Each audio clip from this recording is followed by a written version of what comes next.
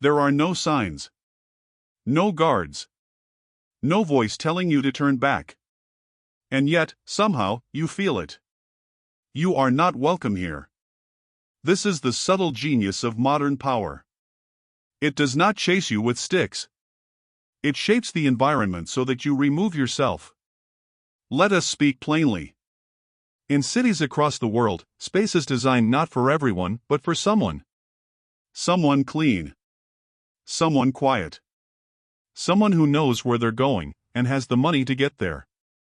And if that is not you, you will feel it. Not because you are shouted at, but because the benches don't let you lie down.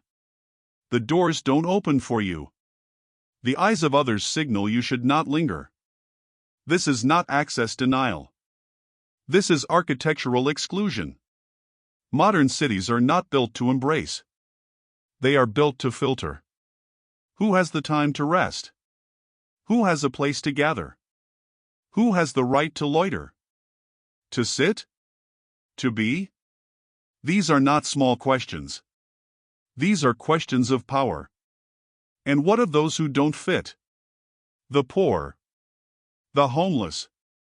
The noisy. The tired. The loiterer. The wanderer. We do not lock them out. We simply make it harder for them to stay. We call this cleanliness. We call this security. We call this progress. But really, it is a soft banishment. The park without shade. The square with no seats. The cafe with no restrooms. The mall with no public toilets. The library with no plug sockets. The message is clear. Be productive, be quiet, or be gone. This is discipline by omission. Punishment by design. We shape the world to favor certain bodies, and then act surprised when others disappear. There are no fences. Only signals. Only silence. Only discomfort. Foucault taught us that power doesn't always scream. It whispers.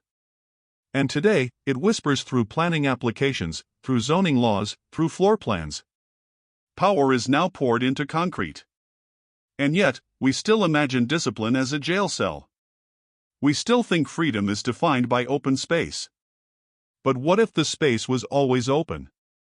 Just not for you? So ask yourself. Why are public benches shaped to prevent rest? Why are you fined for standing too long in one place? Why are there cameras everywhere, but no water fountains? Why is a shopping mall open to all, but welcome only the few?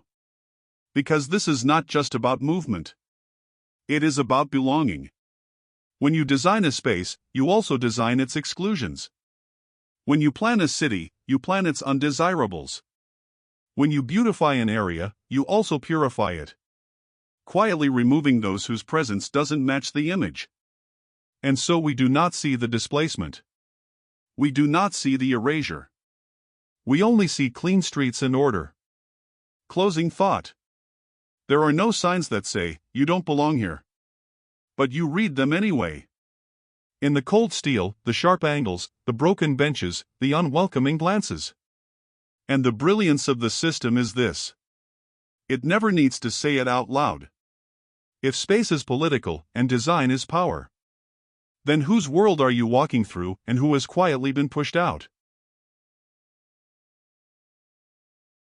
We speak of regeneration, of revitalization, of bringing new life to rundown neighborhoods. But regeneration for whom? Who defines what needs to be revitalized? Who determines what is blight and what is beauty? And most importantly, who gets to stay?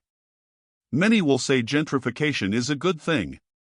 Cleaner streets, better lighting, more cafes, more opportunity. But for whom is this opportunity designed? And what had to be removed for it to arrive?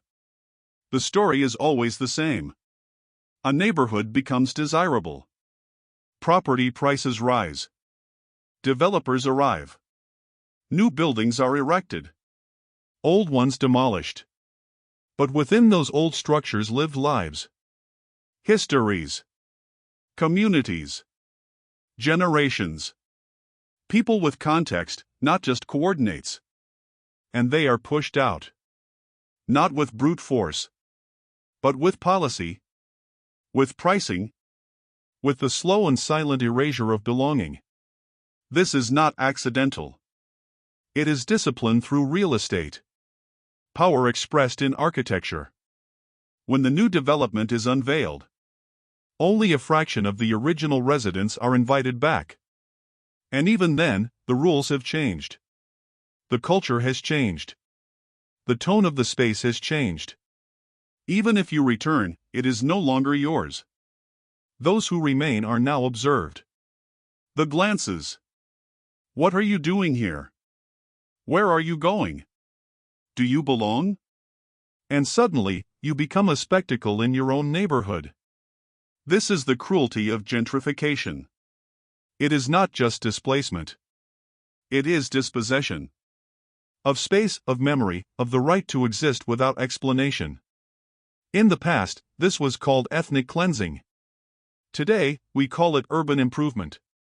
But the logic remains the same. To make some feel safe, others must be made to disappear. Foucault reminded us. Discipline does not need a prison. It needs only a boundary, and a sense of being watched. Gentrification installs that boundary. Not with barbed wire, but with latte prices, concierge codes, gated courtyards, and polite suspicion. To ask why this is a problem is to reveal one's position of privilege. Because if it isn't happening to you, you may not even see it happening at all. But for those who have lived in a place long before it became a postcode of interest, their very existence becomes a question mark. Their presence becomes a problem. Their identity becomes inconvenient. And what becomes of society? When whole communities are erased in the name of progress? What happens when memory has no address? A culture without its people is not a culture at all. A street without its history is just another shopping center. A city without its soul is simply infrastructure. This is exclusion by design. It happens one postcode at a time. And we cheer it on. Because we mistake sterility for safety. And development for justice.